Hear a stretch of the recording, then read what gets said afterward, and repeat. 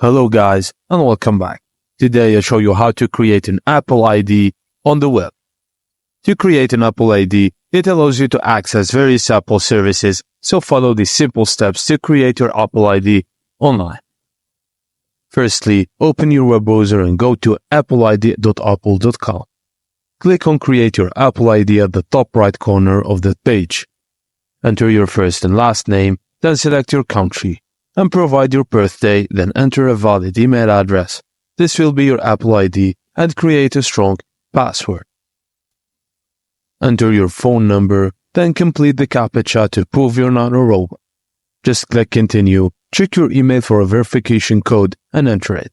You'll also receive a code on your phone, enter that as well. Click Continue again and you're done. Congratulations, you've successfully created an Apple ID on the web. Enjoy using your new account for Apple services.